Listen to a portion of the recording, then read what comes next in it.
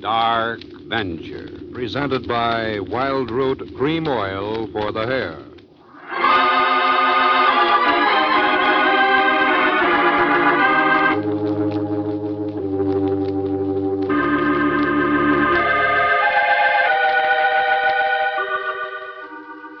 Over the minds of mortal men come many shadows. Shadows of greed and hate, jealousy and fear. Darkness is the absence of light. So in the sudden shadows which fog the minds of men and women are to be found the strange impulses which urge them into the unknown. Dark Venture.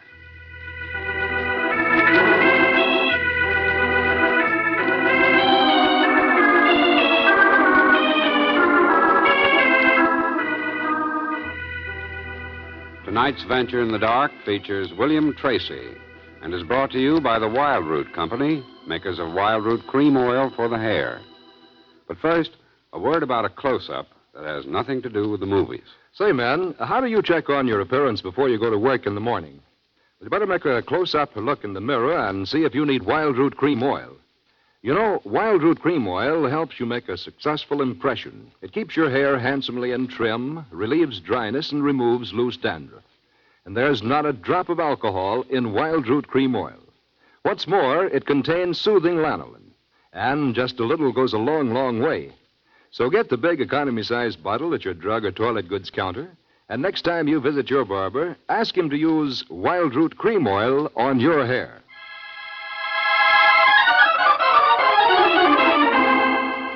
And now tonight's Dark Venture, The Only Inhabitant.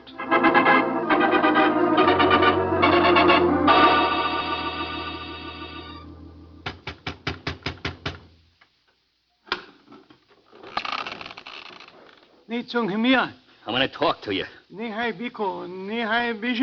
Come on, you can drop that Chinese. They tell me you can speak English fine. Oh, now I see who you are. Go away. No, you don't. Go away. Look, they tell me you're the wise old grandpa around here. Well, look, Grandpa, you're going to tell me what's wrong. You're going to tell me if I have to choke it out of you. What is it you want to know?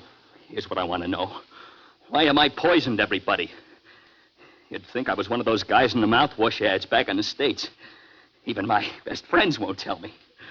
Old Joe said once we get to Harala, everything was going to be Jake. And I sweat my head off getting here, and you've got to tell me what's wrong. All right. I tell you, so you leave us in peace. Come in. So you want the truth, do you? Sure, I want the truth. Why won't this town hide me out? Why won't anybody give me a break? To understand that, young man, you must first understand what has happened to you. Nothing's happened to me. You don't think so? You tell me why you came to this part of the world, then I will explain exactly what has happened to you. Nuts to that. You're doing the talking, not me. No, my way is the only way I can help you. But listen, It is the only way. All right, I'll tell you.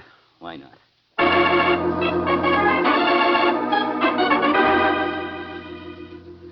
Yeah, maybe just telling it'll make me feel better. Before I got in the Army, I was a handy kid back in Ohio. That's in the States. Cleveland, Youngstown, Cincinnati. Hijacking, smuggling stick-ups, anything for a quick buck. And though the cops never nabbed me, the draft board sure did a good job. Yeah, before I could say you can't do this to me, I'm driving a GI truck in Mitkina, China. And one day about a year ago, I was sitting in a dumpy barroom trying to swallow some wormy wine when I feel somebody standing next to me.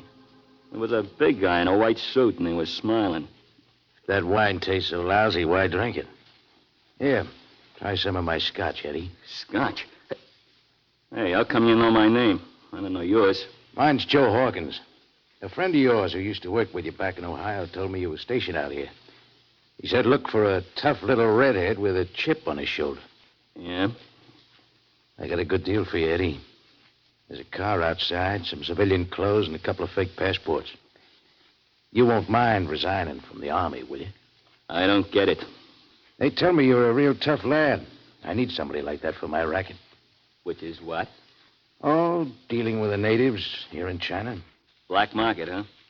I'm offering you a seat in the gravy train, Eddie. You coming along? What happens if we get nabbed? I got an answer for that, too. The best hideout in the whole world. You coming along?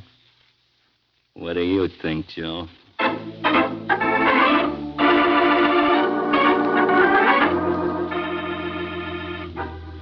Joe and I worked all the cities and towns in that part of China, and we really rolled in the shekels. We made a good team. Joe could sure figure things out. And me, well, like Joe said, in his racket, he needed a real tough lad. There's the gas truck, Joe, behind those trees. Right where you told the driver to park it. Yeah, 3,000 gallons of gas. That's 10 grand in the kitty, little man. Come on. 10 grand less 1,000 for the driver. Yeah. Hey, where is he? Here he is in the cab. He fell asleep waiting for us. The jerk, he could have been nabbed. Better wake him up so we can pay him off and get out of here. Oh, wait. Huh? Don't you have no consideration, Joe? Don't you know it ain't polite to wake a guy from such a nice sleep? This way's better. Gotta hand it to you. How do you do it, kid? What do you feel inside? Help me dump him out and let's get out of here.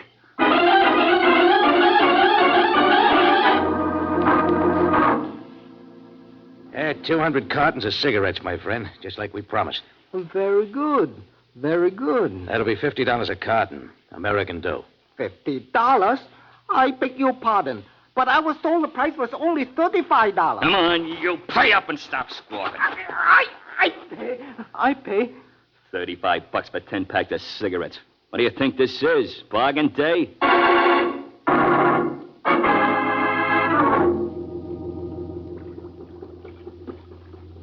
It's pretty risky, kid, working a boat like this. What do you mean? Smuggling these guys across. They're Jap collaborators. The money's A1, ain't it? Yeah, but... Hey, what's that on the shore? Lights. Chinese soldiers. We're in trouble. Yeah, turn off that motor. Quick! Hey, what are we going to do? Those Japs are all down in the hold, ain't they? Sure. And the hatch is locked? Yeah, they're all locked in. You know that. I'm a pretty good swimmer. How about you? Yeah, okay, Then but... give me that axe, quick, before those Chinese turn a machine gun on us. What are you going to do? Hey, Eddie, you going nuts? You're scuttling the boat. We can swim to shore easy from here. What about the guys in the hold? Drown like rats. Let's try to turn back. What are you talking about? They've already paid for the trip. Besides, you said they were Jap collaborators, didn't you? What's the matter, Joe? Ain't you patriotic?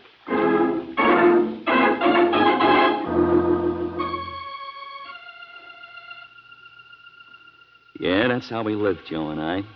But we ate good and drank good because we could pay for what we wanted. And we got a kick out of life. Just the same, I was human. And there were times when I got the shakes thinking what would happen if the MPs ever nabbed us. But Joe had an answer for that, and it was always the same. Kid, when the going gets tough, we're going to head for a place called Harala. Harala? What's that? According to the maps, it's just a little native village 1,000,000 miles from nowhere. But like I told you before, it's the best hideout in the whole world for guys like you and me.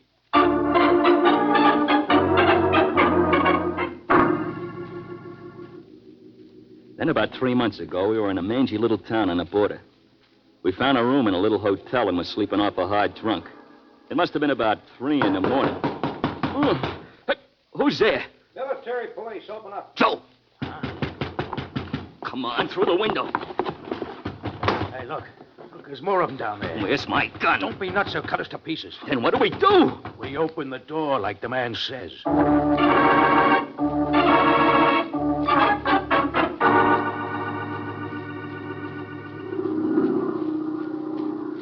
The next day, we were in an Army transport plane with an MP guard flying back to Midtown to stand court-martial.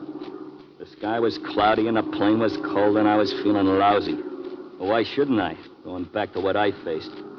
Then I felt a hand on my shoulder. Eddie. What do you want? Shut up. Keep your voice down. I've been watching that guard. He had to stay awake while we were having our snooze. So what? Look at him. He's so tired he can hardly keep his eyes open. Another one of your big plans Keep coming your up? voice down and listen. We can't be more than 400 or 500 miles from Harala. There's nobody in the plane but that guard and the pilot. If we work it right, we can take over this plane. What are you talking about? Hey, what are you guys doing over there? Oh, just talking to keep from falling asleep. Yeah, sure makes you drowsy flying this high. Sure does. Look how he's fighting it. Look how he's trying to stay awake. So what if we did take the plane over? A lot of good that would do us. Who'd fly it? Kid, I was flying these things when you were still getting a 2 a.m. feeding. Huh? Look, the guard's just about asleep. Start edging toward him. If he sees us, he'll blow our heads off. Just keep edging up on him. That's it. Easy. Easy. He's awake again. Freeze. Look at his head nod. Come on. How we find our way to this Horrell or whatever it is. Pilot's got maps up there. Don't talk so much. Just keep crawling. The guard's in dreamland. Yeah. Right, grab him. Do it quick, Eddie. Do it quick. Was that quick enough, Joe? Give me his gun. All right. Come on.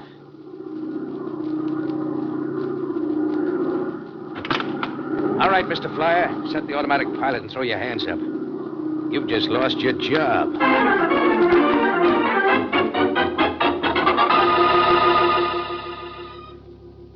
We tied the pilot up and put him in back, and Joe took over. For a couple hours, everything was okay. Then towards night, a storm came up.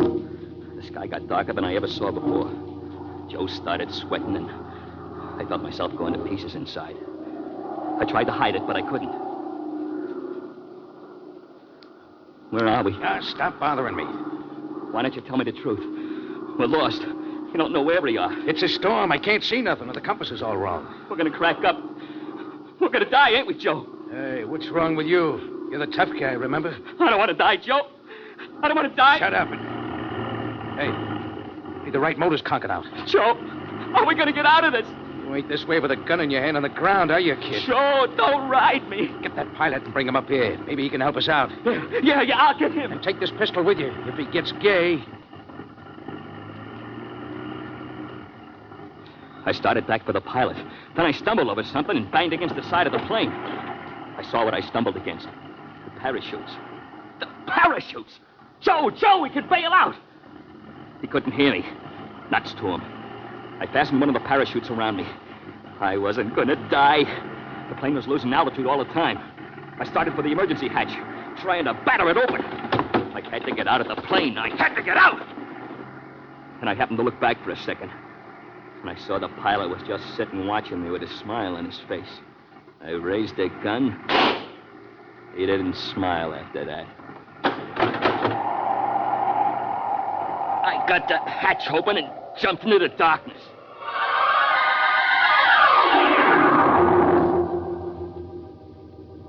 I must have passed out when I hit the ground. I woke up with the storm gone and the sun shining in my face. Just lying on my back looking around at this wilderness. It made me sick inside. All alone in the middle of China, that's all I could think. I climbed to my feet. All alone. I felt myself getting panicky. Then I saw something that made me think I was going nuts. No, it was real. About 20 feet from me was a pitcher of water and some bread. I went over to where I saw the bread and water. Footprints in the dirt. I didn't care about eating these footprints. I could follow them.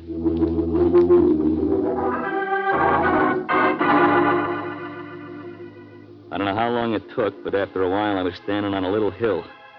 And down below, all by itself, was a hut. There didn't seem to be anybody around, but out of the chimney came a trickle of smoke. I took out my gun. I couldn't take chances. I didn't know what I'd find inside that hut.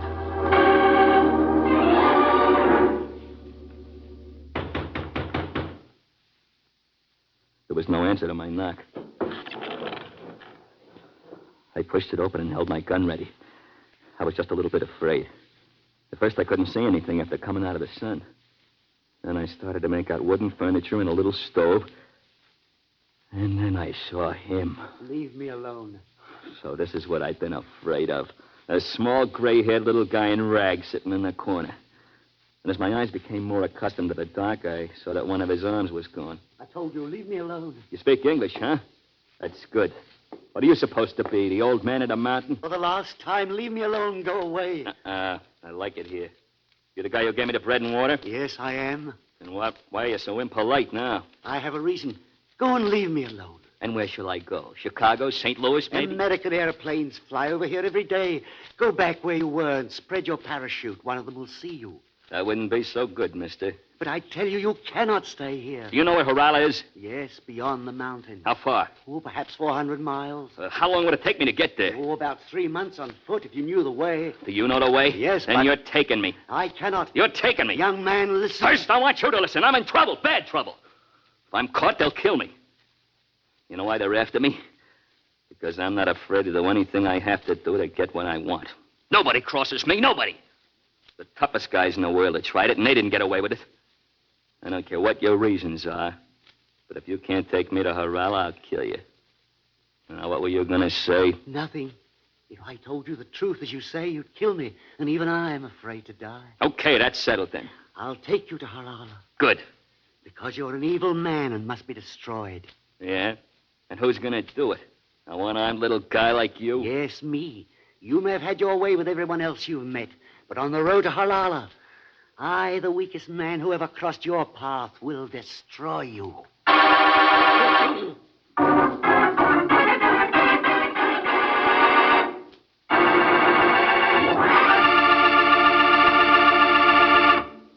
We'll return to our story as soon as Harry Wallstrom has a word with the men.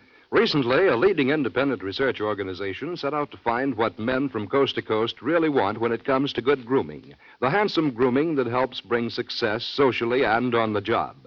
Not just men in one city or town, but 7,578 men in 31 cities all over America were asked, what advantages do you consider most important in a hair tonic?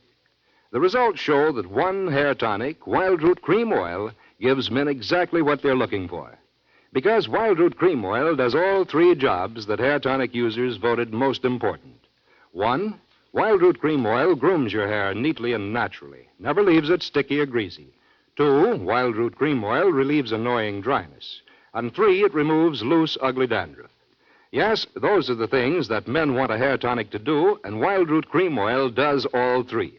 What's more, Wild Root Cream Oil gives you other advantages, which, as our survey shows, men definitely appreciate. There's not a drop of alcohol in Wild Root Cream Oil. And it's the only leading hair tonic that contains soothing lanolin. So ask for Wild Root Cream Oil. And remember, according to a recent nationwide survey, there are 3 jobs that men want a hair tonic to do. And Wild Root Cream Oil does all 3.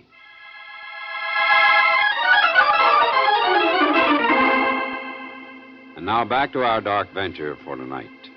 The Only Inhabitant.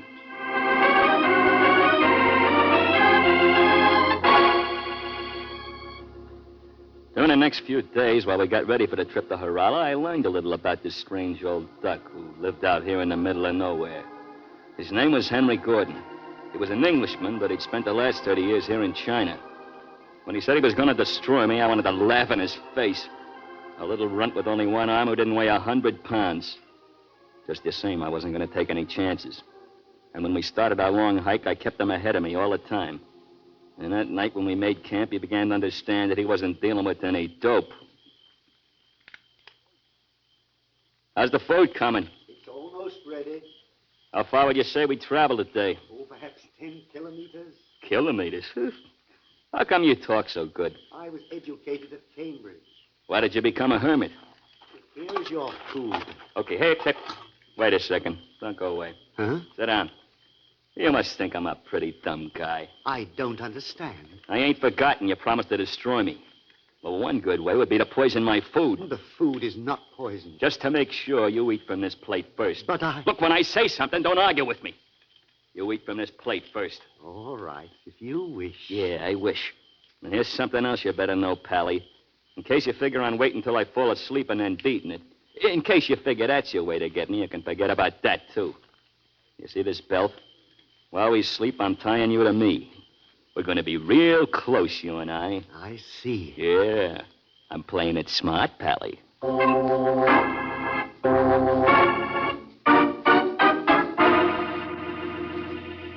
After that, he didn't try nothing. But I started having another worry. Every day we hiked a few miles farther through the wilderness. But even after a week, it didn't seem like we were getting anywhere. Then I started thinking maybe this guy was taking me around in circles. Maybe that's how he figured on destroying me. Hey, Pally. Yes? Stop for a minute. I want to talk to you. Well? How long do you figure we'll have to hike through this wild country to get to Harala? Oh, 3 months, 10 months, who can say? Oh! From now on, every time you give me one of them phony answers, you're going to get smacked like that. Now, how many days? If we maintain our present rate, we should be within sight of Harala in 90 days. However, I assure you it won't do you a bit of good now. Still going to destroy me, huh? Okay, if it makes you happy to think so, it's no skin off my nose. But I want you to know one thing, Pally. Don't try to lead me around in circles. You needn't worry about that. Oh, I ain't worried. Because beginning today, I'm going to start counting days. And when I reach 90, if we ain't within sight of Harala, guess what's going to happen to you?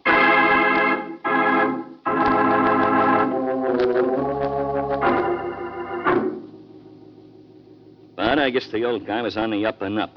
Because on the 87th day, I stopped counting. There it is.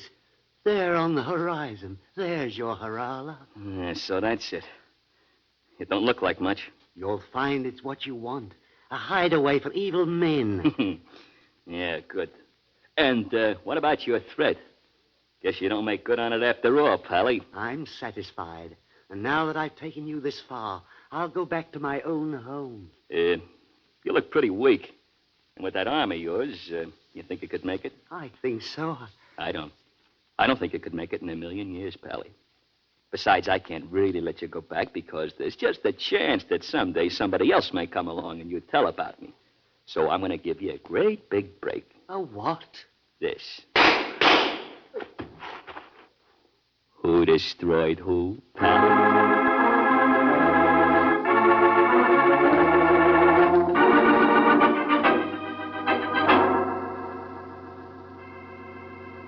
I guess I just about ran the rest of the way to Harala. But it sure wasn't nothing for a picture postcard. A stinking little town with dark wooden houses all crowded together. Oh, I didn't care about that. That'd be a hideout. Nobody'd ever find me in a million years. That's all that mattered. When I got here, it was already night. But I found a barroom quick enough. It was pretty crowded. Not with Chinese, but with white guys. Every one of them probably in the same boat as me. I went in to get a drink and maybe find out where I could get a room. I'll never forget it, never. Hey, bartender, you savvy American? Sure. Why not? What you go... Hey, What's the matter? get out of here. Huh? What are you talking about? Get out of here right away. Get out or I'll kill you.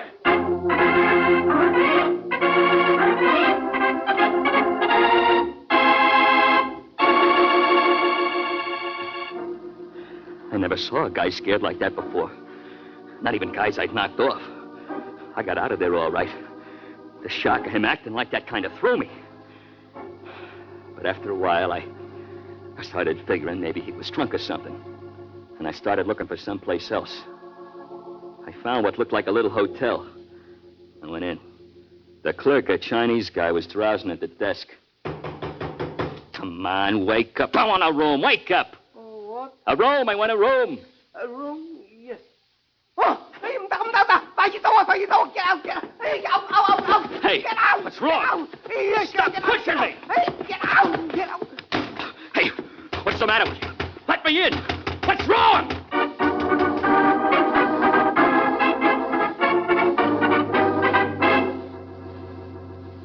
That's what I ran into when I first came to Harala. And it's been like that ever since. I've been going nuts. What's wrong with this town? Why don't nobody help me? Someone told me to see you, that you're some kind of wise man. Okay, tell me what's wrong, wise man. Tell me what's wrong, or so help me, I'll kill you too. I told you I would explain, and I shall.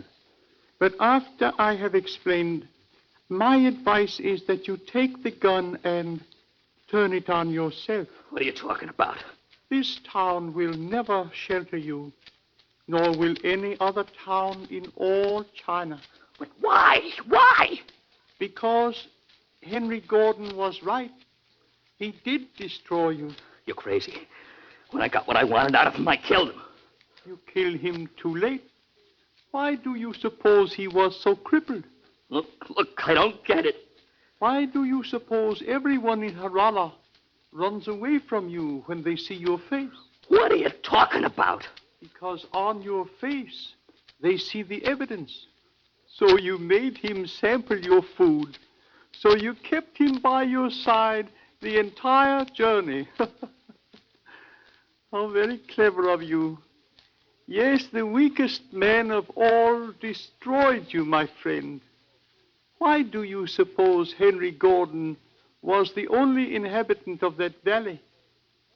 Because he had what he gave you, leprosy.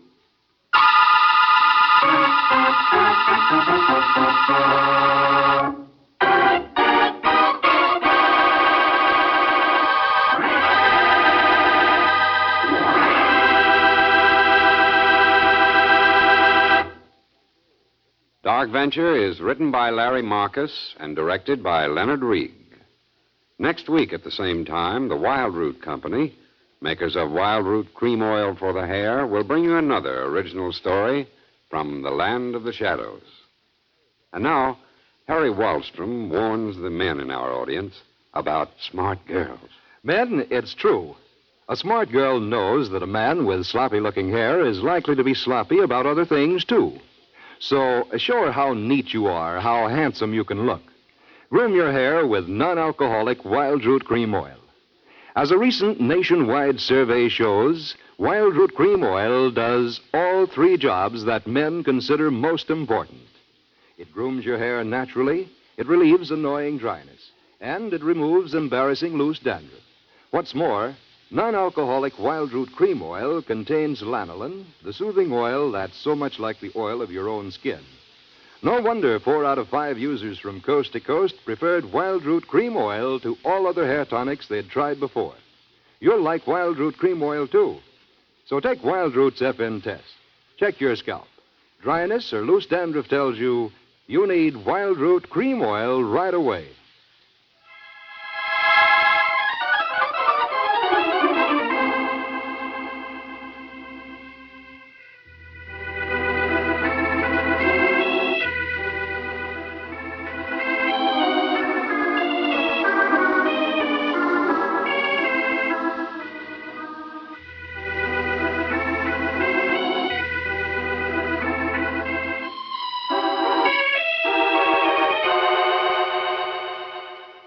In tonight's Dark Venture, William Tracy was heard as Eddie. The others in the cast were Alec Harford, Norman Field, Peter Chong, and Jack Moyles. Original music by Dean Fosler. Your narrator has been John Lake. William Tracy may soon be seen in the Hal Roach production, Here Comes Trouble. Until next Tuesday, remember, smart girls use Wild Root Cream Oil, too, for quick, good grooming and to relieve dryness between permanents. Mothers say it's great for training children's hair.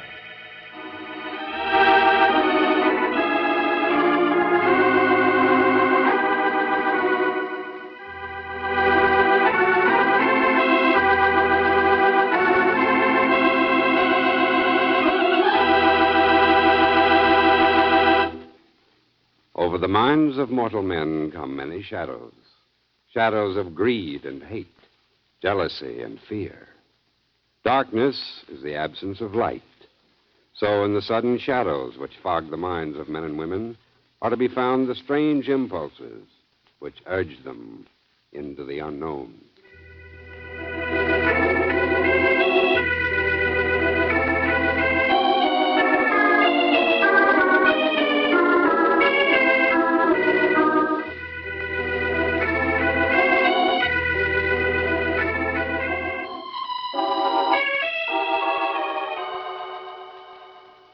Dark Venture came to you from Hollywood. This is ABC, the American Broadcasting Company.